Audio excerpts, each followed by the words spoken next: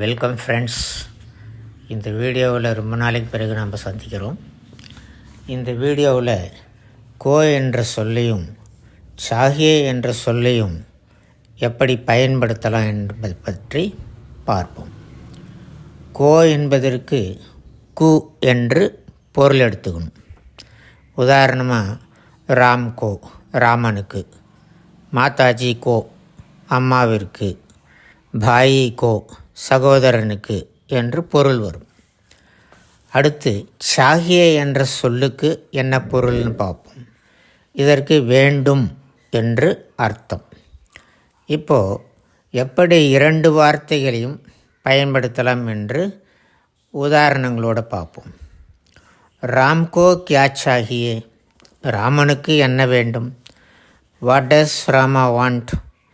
பிதாஜி கோ கியா சாகியே, அப்பாவிற்கு என்ன வேண்டும்.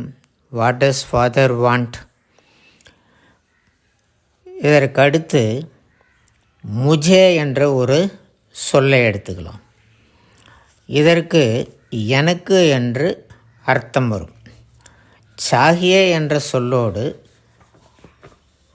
இந்த வார்த்தையை எப்படி பயன்படுத்தலாம்னு பார்ப்போம்.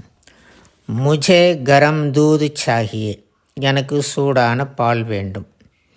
முஜே குச் பைசே சாகியே, எனக்கு கொஞ்சம் பணம் வேண்டும். I want some money. முஜே சப் குச் சாகியே, எனக்கு எல்லாம் வேண்டும். I want everything. அடுத்து தும்கோ அல்லது தும்மே என்ற சொல்லை பற்றி பார்ப்போம். இதற்கு உனக்கு என்று பொருள். இதை உதாரணத்தோடு பார்ப்போம்.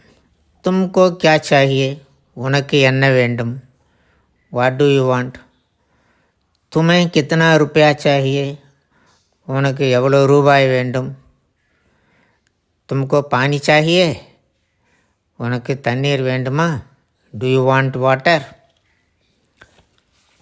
அதற்கு அடுத்த வார்த்தை அவனுக்கு, அவளுக்கு, அதற்கு என்ற சொற்களுக்கு ஹிந்தியில் உஸ்கோ அல்லது உசே என்று சொல்லுவோம். இப்போ எக்ஸாம்பிள் பாருங்கள்.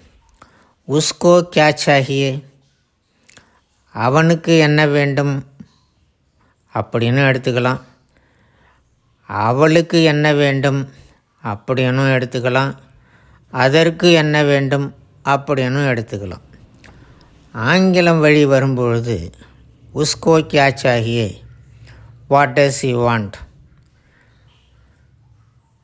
வாட் டஸ் ஷீ வாண்ட் அப்படின்னு தான் பொருள் எடுத்துக்க முடியும். உசே கித்தனா ருப்பியா சாகியே என்றாலும் அவனுக்கு எத்தனை ரூபாய் வேண்டும் அல்லது எவ்வளவு ரூபாய் வேண்டும் என்று பொருள் எடுத்துக்கலாம். இதற்கும் how much money he wants என்று ஆங்கில வழியில் இதற்கு சொல்ல முடியும்.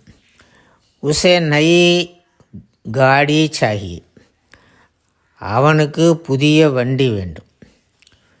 He wants a new bike.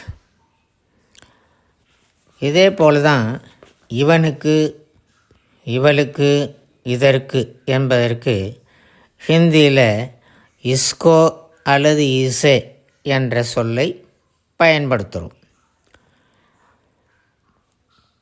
அடுத்து ஹம்கோ அல்லது ஹமே என்ற வார்த்தைகளை பற்றி பார்ப்போம்.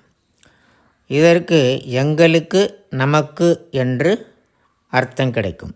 உதாரணமாக ஹம்கோ நயா கப்படா சாகியே என்றால் எங்களுக்கு புது துணி வேண்டும். We want new clothes. ஹமே ஏக் கர் சாகியே என்றால் நமக்கு அல்லது எங்களுக்கு ஒரு வீடு வேண்டும். We want a house. ஹம்கோ குச் ஃபல் சாகியே, எங்களுக்கு சில பழங்கள் வேண்டும். We want some fruits. இதே போல் அடுத்து ஒரு வார்த்தை ஆப்கோ. இந்த சொல்லுக்கு உங்களுக்கு, தங்களுக்கு என்று பொருள் எடுத்துக்கணும். आपको फल चाहिए, உங்களுக்கு பழம் வேண்டுமா? Do you want fruit? आपको क्या चाहिए?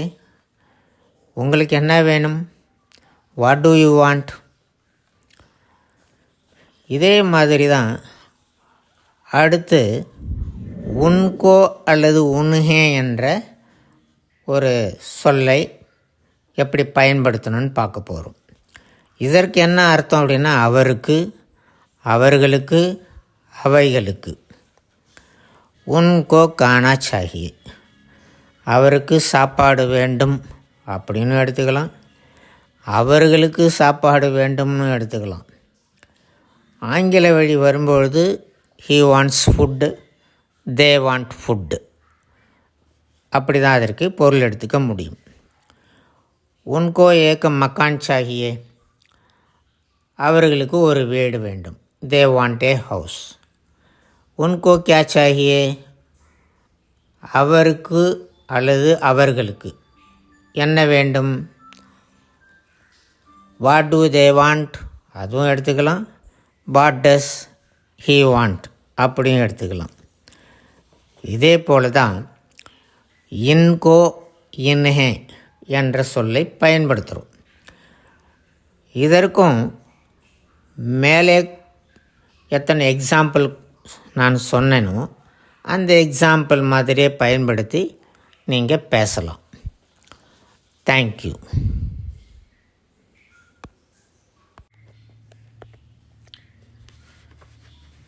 Welcome friends. இந்த